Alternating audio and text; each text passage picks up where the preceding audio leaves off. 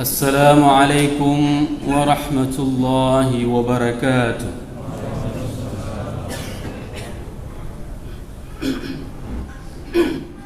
الله أكبر. الله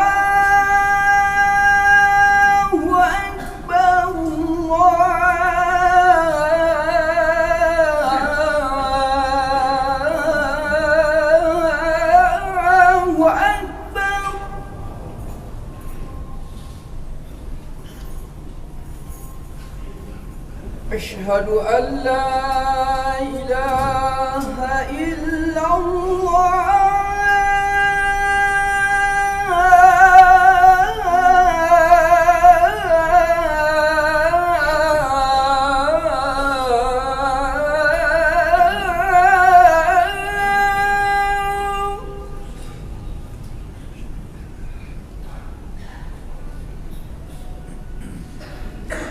أشهد أن لا إله إلا الله.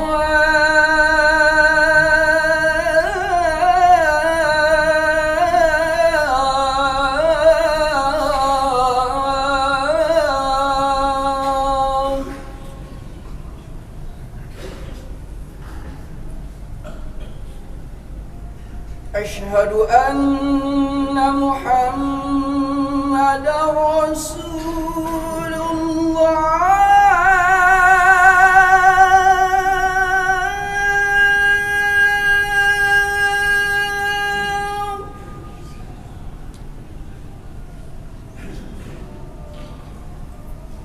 أشهد أن محمدًا رسول الله.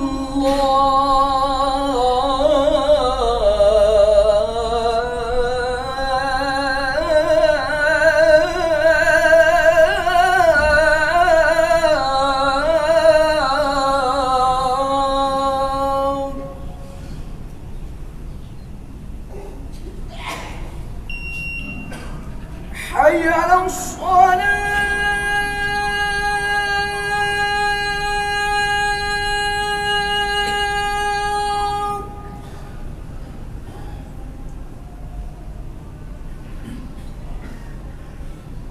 حي على الصلاة.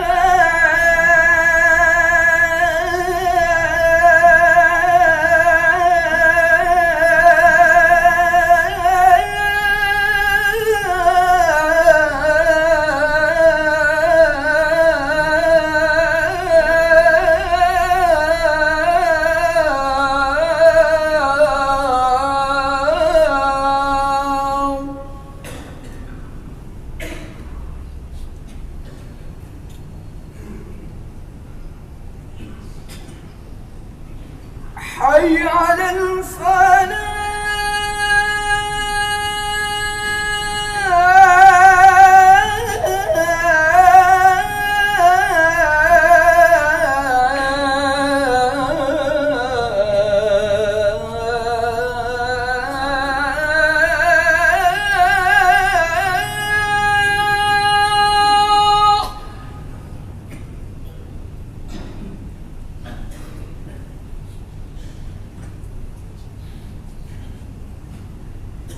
حي على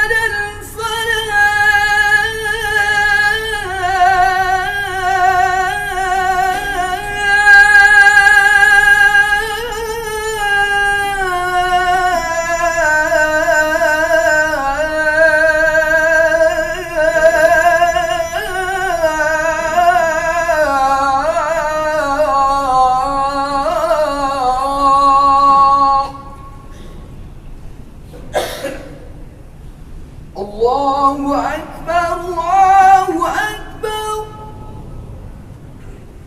لا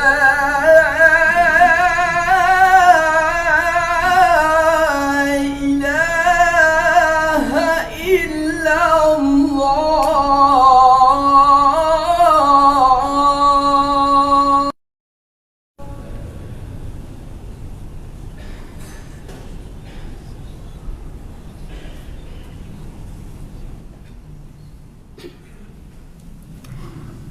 الحمد لله الذي خصنا بكتاب أنزل وأكرمنا بنبي أرسل أشهد أن لا إله إلا الله له دعوة الحق حريص عليها وأوجب تبشير بها ولتكن منكم أمة يدعون إلى الخير ويأمرون بالمعروف وينهون عن المنكر وأولئك هم المفلحون وأشهد أن محمدا عبده ورسوله بلغ الرسالة وأدى الأمانة ونصح الأمة وكشف الغمة حتى آتانا اليقين ليلها كنهارها لا يزيغ عنها إلا هالك اللهم صل على هذا النبي الكريم محمد وعلى آله وأصحابه أجمعين وأحيينا اللهم على سنته وأمتنا في ملته واحشرنا مع زمرته مع الذين أنعمت عليهم من النبيين والصديقين والشهداء والصالحين وقال الله تعالى في القرآن الكريم أعوذ بالله من الشيطان الرجيم بسم الله الرحمن الرحيم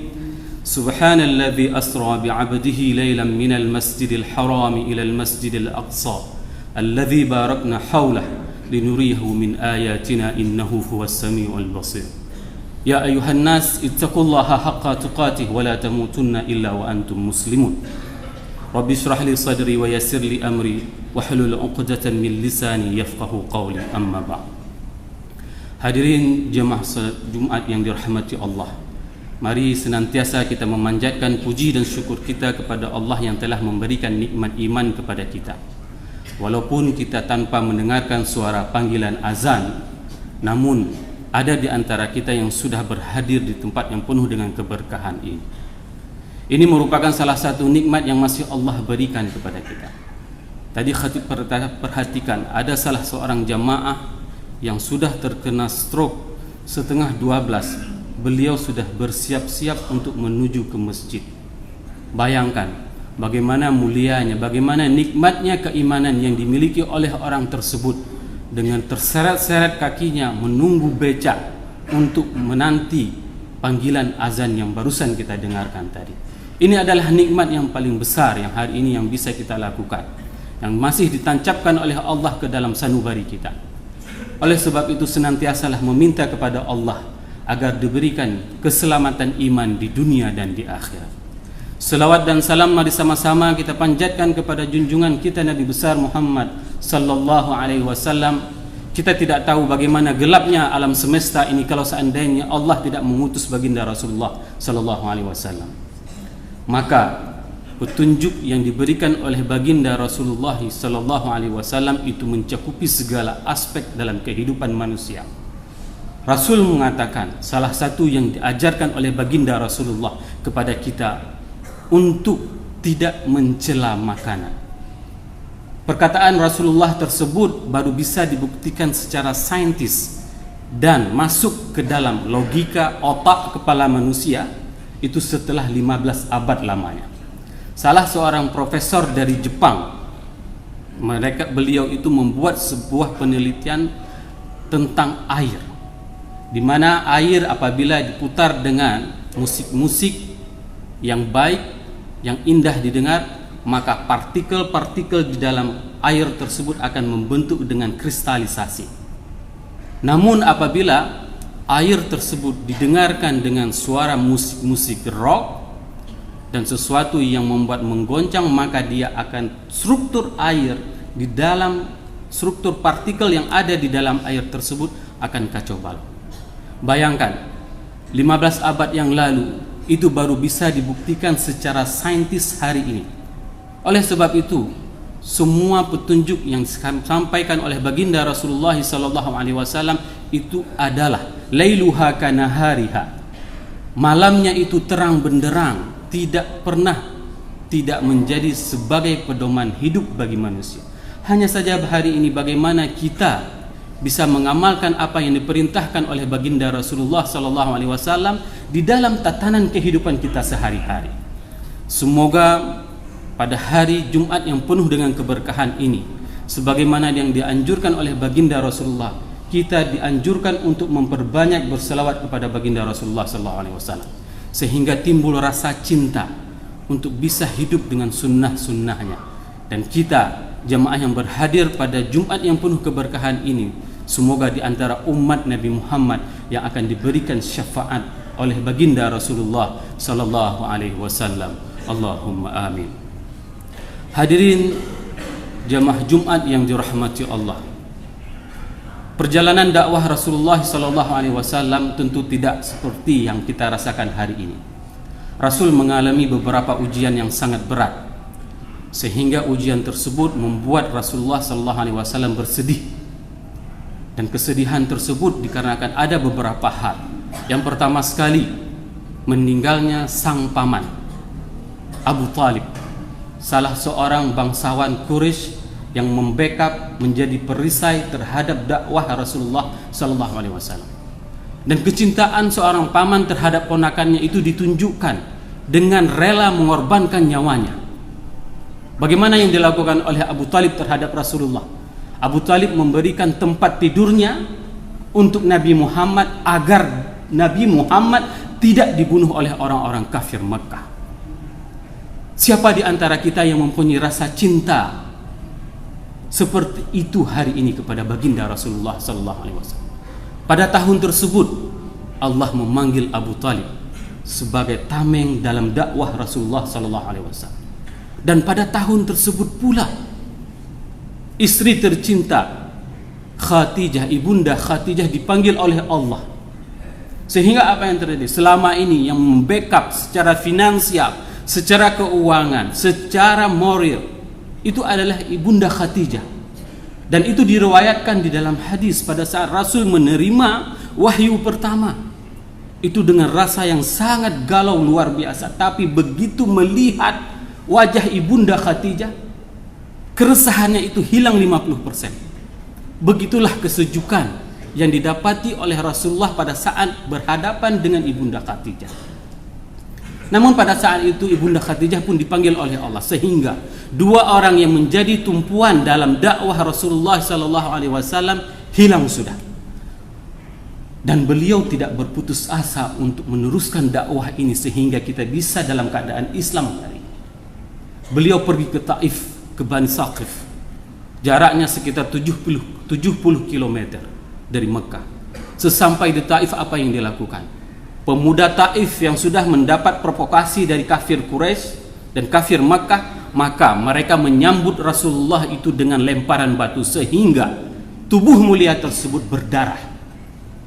Dan beliau pulang ke Mekah tanpa ada rasa marah sedikit pun terhadap orang-orang Taif. Pulang ke Mekah lalu mengatakan, "Aku ini adalah seorang hamba ya Rabb, yang ingin memperjuangkan agamamu agar mereka itu tidak hidup dalam keadaan kejahiliaan. Aku sudah tidak mempunyai siapapun lagi hari ini. Pamanku telah engkau panggil, istri tercintaku telah engkau panggil. Kuserahkan semua urusan ini kepadamu." Maka pada saat itu Allah menghibur baginda Rasulullah sallallahu alaihi wasallam dengan perjalanan Isra dan Mi'raj. Ayat yang khatib bacakan tadi itu merupakan di antara 7 di antara surat di dalam Al-Quran yang dibuka dengan kata-kata tasbih. Hanya 7 surat di dalam Al-Quran yang dibuka dengan kata-kata tasbih. Di antaranya adalah di dalam surat Al-Isra. Subhanak.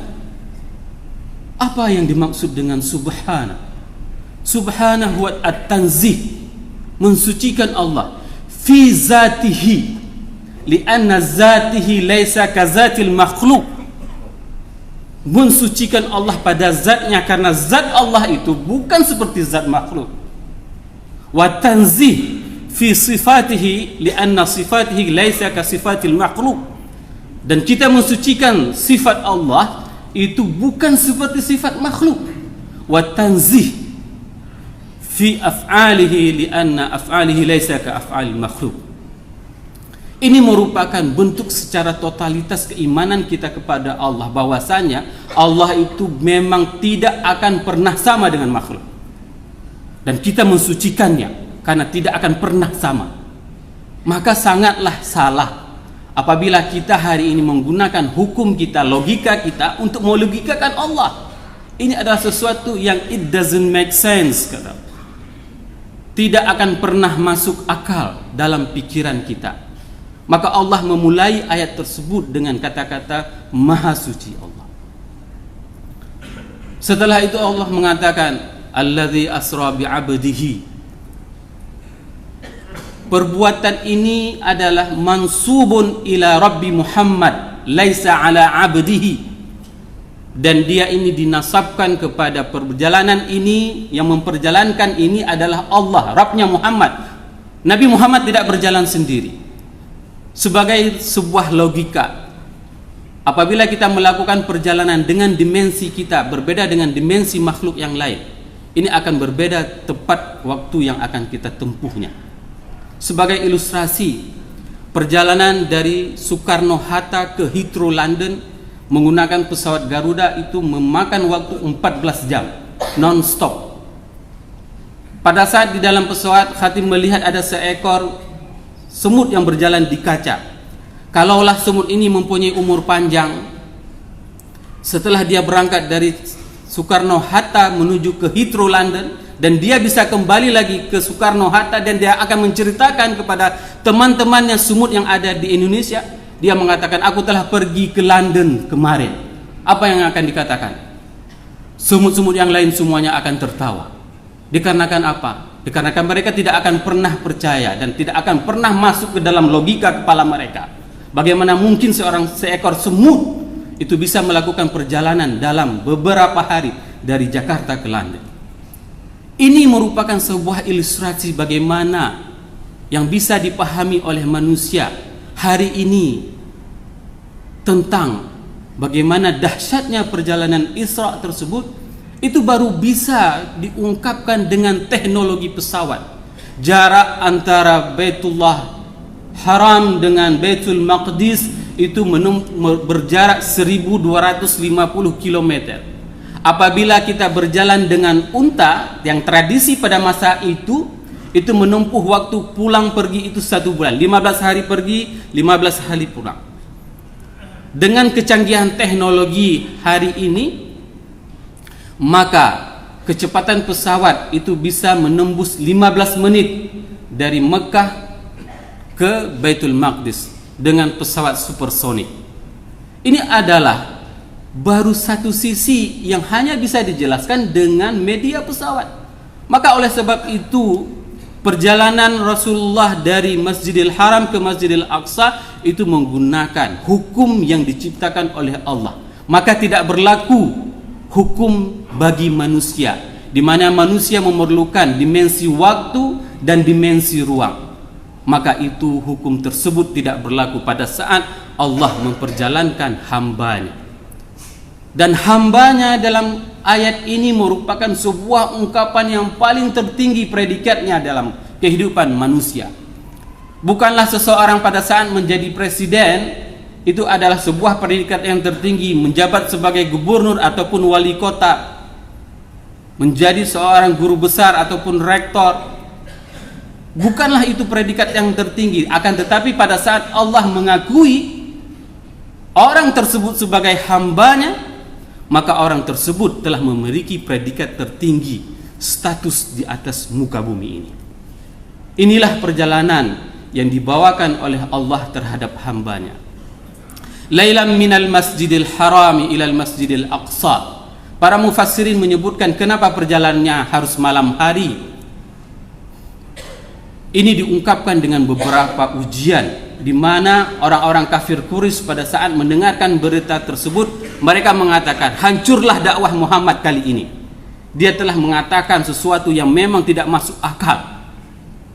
Kenapa dikatakan demikian? Bagaimana mungkin kita bisa mempercayai perjalanan Muhammad dari Masjidil Haram ke Masjidil Aqsa 1250 km dalam jangka 1 malam? Maka dakwah Nabi Muhammad tidak akan pernah dipercaya lagi oleh kaum-kaumnya. Begitu ungkapan orang-orang kafir Quraisy, dan mereka mencoba untuk menyampaikan apa yang disampaikan oleh Nabi Muhammad kepada para sahabatnya. Namun apa yang terjadi jamaah yang dirahmati Allah? Pada saat ungkapan tersebut diungkapkan, diceritakan kepada Abu Bakar, apa yang dijawab oleh Abu Bakar? Abu Bakar menanyakan kepada orang tersebut, apakah berita tersebut keluar dari Nabi Muhammad? Apakah berita tersebut keluar dari mulut Muhammad? Iya. Muhammad yang mengatakan seperti itu. Kalau memang demikian, maka aku mempercayai apapun yang dia katakan. Ini merupakan di antara hikmah terbesar pada saat kita membacakan ayat ini, yaitu mengajarkan kepada kita bahwasanya iman itu tanpa batas dan beriman itu tanpa syarat, sebagaimana yang ditunjukkan oleh Abu Bakar. Abu Bakar telah menunjukkan sebuah kisah kepada kita bahwasanya beriman kepada Allah itu tanpa syarat dan tanpa batas.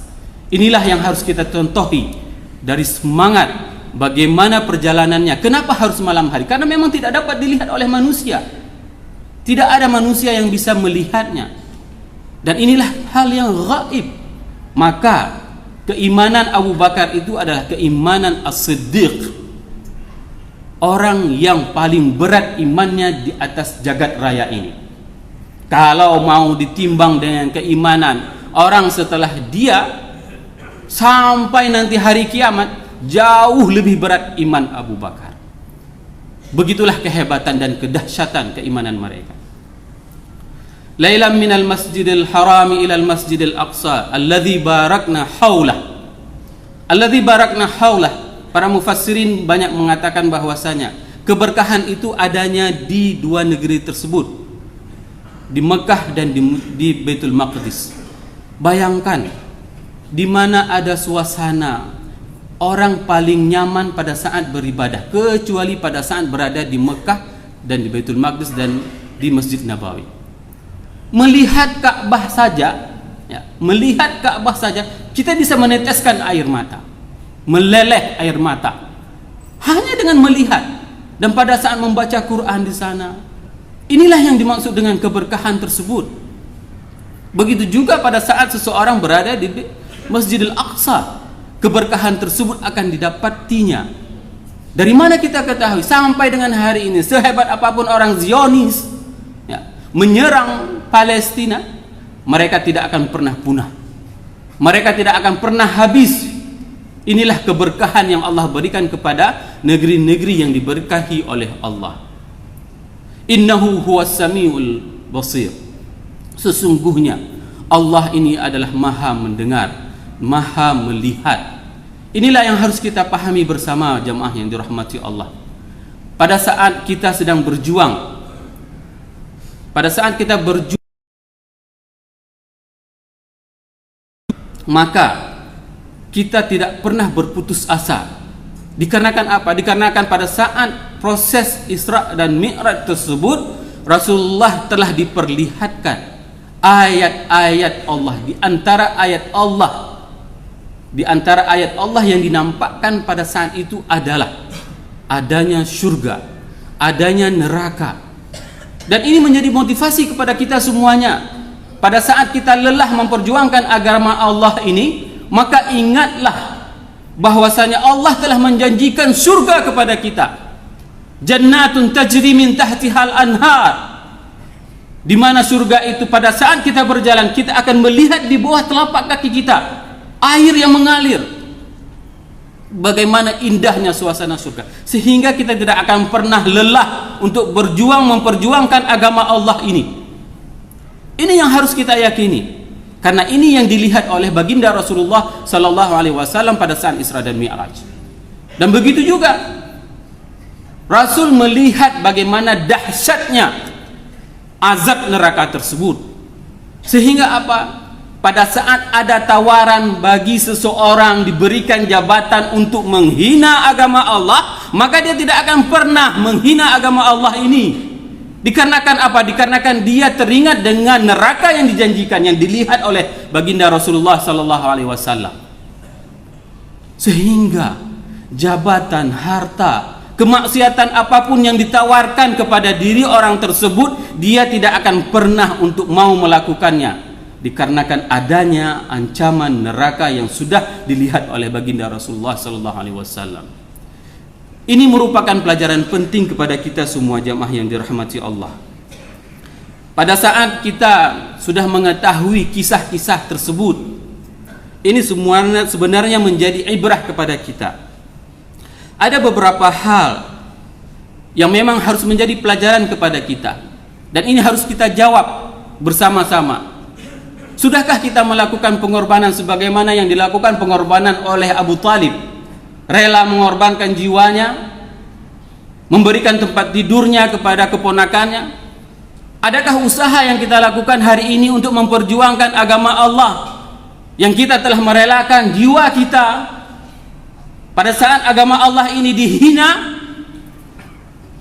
Pernahkah kita mempertahankan, memperjuangkan agama Allah ini?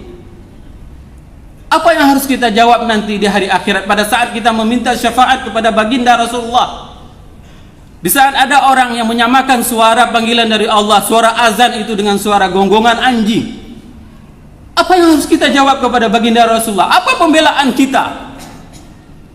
Maka jamaah yang dirahmati Allah, kekuatan umat Islam itu adalah di doa.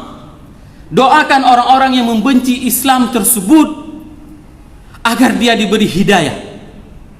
Kalaupun dia tidak diberi hidayah, maka mintalah kepada Allah agar Allah yang akan membalas terhadap tingkah laku mereka, karena balasan dari Allah itu jauh lebih dahsyat dan jauh lebih cepat dari apapun yang kita pinta. Yang kedua yang harus kita ambil ibrah dari perjalanan ini adalah bagaimana Sayyidah Khadijah, Ibunda Khadijah, mengorbankan hartanya, mengorbankan jiwanya. Di dalam kitab Manaqib Khadijatul Kubra diungkapkan pengorbanan Ibunda Khadijah itu terhadap agama Allah ini sungguh luar biasa. Pada saat itu melihat Rasul tidak mempunyai apapun, pada tahun itu sudah mengalami masa pemboikotan, dan Ibunda Khadijah mengatakan kepada Rasulullah, "Wahai Rasulullah, apabila aku nanti kelak mati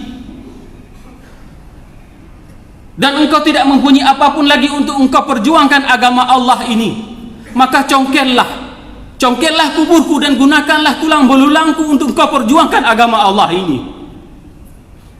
Sudahkah hari ini kita memperjuangkan agama Allah ini sebagaimana yang diwasiatkan oleh Ibunda Khadijah? Berapa banyak harta yang hari ini kita cari?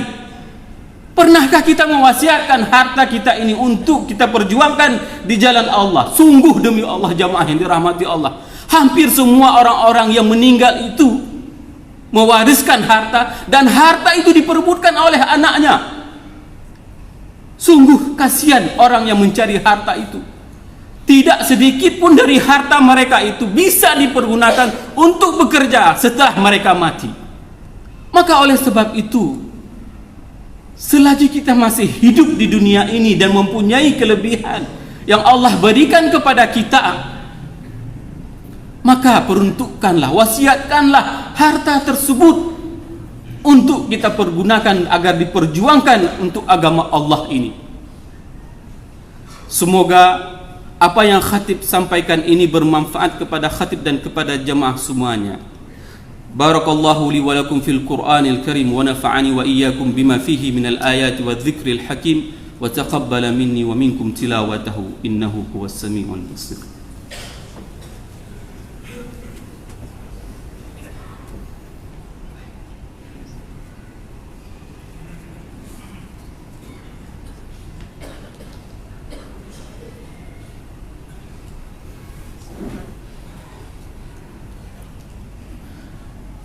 الحمد لله بنعمته تتم الصالحات أشهد أن لا إله إلا الله وأشهد أن محمدا عبده ورسوله اللهم صل على هذا النبي الكريم محمد وعلى آله وأصحابه أجمعين يا أيها الناس اتقوا الله حق تقاته ولا تموتن إلا وأنتم مسلمون وقال الله تعالى في القرآن الكريم أعوذ بالله من الشيطان الرجيم بسم الله الرحمن الرحيم إن الله وملائكته يصلون على النبي يا أيها الذين آمنوا صلوا عليه وسلموا تسليما اللهم اغفر المسلمين والمسلمات والمؤمنين والمؤمنات الأحياء منهم والأموات إنك سميع قريب مجيب دعوات ويا قاضي الحاجات ربنا لا تؤاخذنا إن نسينا أو أخطأنا ربنا ولا تحمل علينا إصرا كما حملته على الذين من قبلنا ربنا ولا تحملنا ما لا طاقة لنا به